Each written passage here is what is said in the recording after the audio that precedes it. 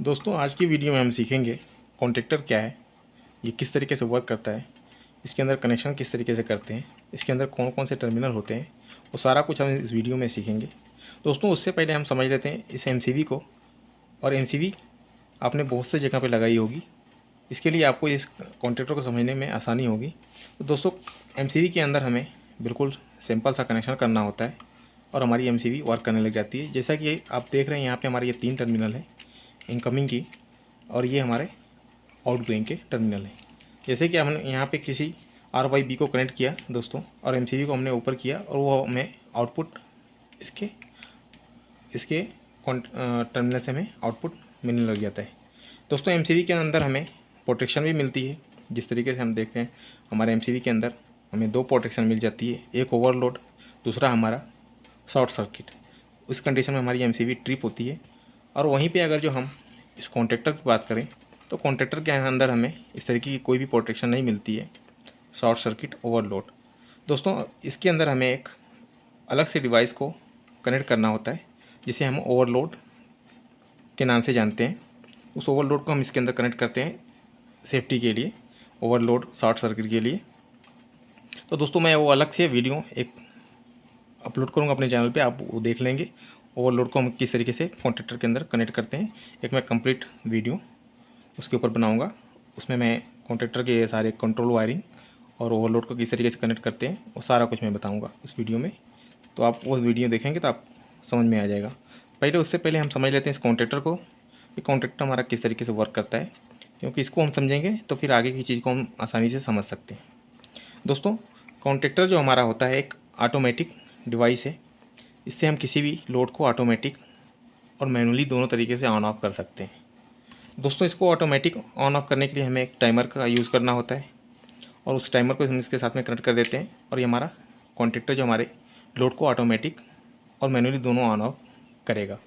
तो दोस्तों इसके कनेक्शन किस तरीके से होते हैं कॉन्टैक्टर के, तो हम समझ लेते हैं। दोस्तों आप देखेंगे यहाँ पे आपको ये A1 और A2 ये 2 कॉन्टैक्ट जो नज़र आ रहे हैं दोस्तों, ये हमारे कंट्रोल के कॉन्टैक्ट हैं। दोस्तों इसके अंदर 2 कॉन्टैक्ट होते हैं, एक कंट्रोल और दूसरा हमारा पावर। इसके अंदर हमें 2 वायरिंग करनी होती है, एक कंट्रोल की वायरिंग, दूसरी हमें पावर की वायरिंग करनी होती है। तो इसके अंदर हमें 2 वायरिंग करनी होती है दोस्तों। तो हम इसका दोनों वायरिंग के बारे में समझेंगे कि दोनों वायरिंग हम किस तरीके से करते हैं और कौन से कॉन्टैक्ट पे हमें कौन सी वायरिंग करनी होती है। दोस्तों आप यहाँ पे देखेंगे ये इसकी कॉइल की कॉन्टैक्ट है। ये हमारा इसके अंदर एक कॉइल होता है, मैग्नेटिक कॉइल होता है, जो हमारे कॉन्टैक्टर को ऑन और ऑफ करने का काम करता है। जैसे कि आप देखेंगे यहाँ पे A1, A2 और यहाँ पे आपको 220 240 वोल्ट ये लिखा हुआ नज़र आ जाएगा। इस तरीके से हमारे जो भी कॉन्टैक्टर होते हैं उसके ऊपर हमारी सारी डिटेल लिखी होती है, हमें कौन से कॉन्टैक्ट पे कौन से कनेक्शन करने हैं। तो आप ये कनेक्शन करने से पहले आप इसके कॉन्टैक्ट के बारे में जान लेंगे तो आपको कनेक्शन करने के लिए आसानी होगी। जैसा कि A1 A2 है दोस्तों, यहाँ पे हमें न्यूट्रल और फेस 220 वोल्ट की सप्लाई को कनेक्ट करना होता है, जिससे हमारा ये कॉन्टैक्टर वर्क करने लग जाता है। तो दोस्तों ये वर्क किस तरीके से करेगा, जब हम इसके अंदर न्यूट्रल और फेस को कनेक्ट करेंगे तो दोस्तों इसके अंदर जो मैग्नेट कॉइल है वो हमारे कॉन्टैक्ट को, पावर के कॉन्टैक्ट को आपस में इस तरीके से कनेक्ट करती है। इस तरीके से ये हमारा कॉन्टैक्टर अंदर की तरफ जाएगा और ये हमारे जो टर्मिनल है ये 3 टर्मिनल और ये तीन टर्मिनल जो नीचे के हैं ये आपस में कनेक्ट हो जाते हैं, जिससे हमें इसके आउटपुट से हमें सप्लाई मिलने लग जाती है।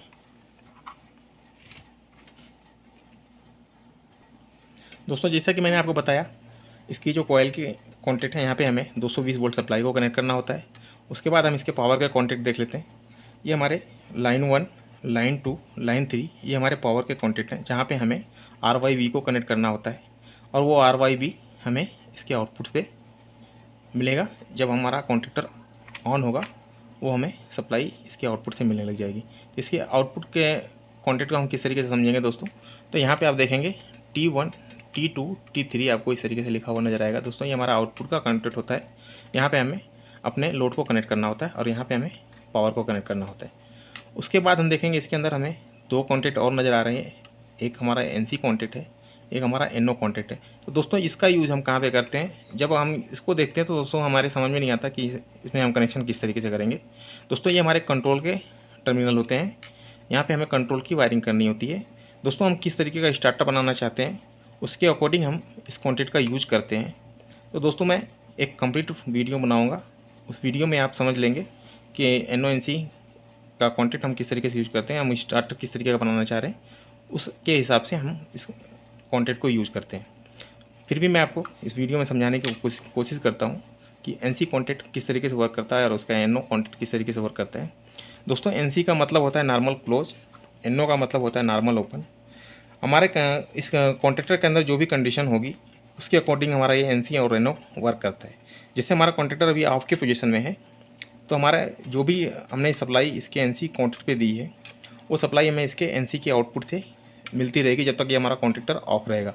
जैसे ही हमारा कॉन्ट्रैक्टर ऑन हो जाएगा, ये सप्लाई हमारा NC के आउटपुट से जाना बंद हो जाएगा और NO के कॉन्ट्रैक्ट से वो सप्लाई हमें मिलने लग जाएगी। अगर जो हमने यहाँ पे किसी फेस को कनेक्ट करके रखा है सप्लाई को, और उस कंडीशन में क्या होगा, जब हमारा कॉन्ट्रैक्टर ऑन होगा तो इसके NO के कॉन्ट्रैक्ट से हमें सप्लाई आउटपुट में मिलती रहेगी।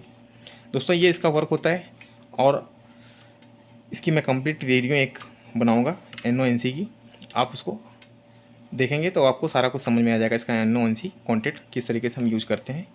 दोस्तों NONC कॉन्टेंट हम बहुत सारा स्टार्टर बनाते हैं, जैसे स्टार डेल्टा हो गया, हमारा रिवर्स फॉरवर्ड हो गया और डोल स्टार्टर हो गया। उसके अंदर हम इस NC और NO कॉन्टेंट का यूज़ करते हैं अपने कॉन्ट्रैक्टर को होल्डिंग करने के लिए, अपने कॉन्ट्रैक्टर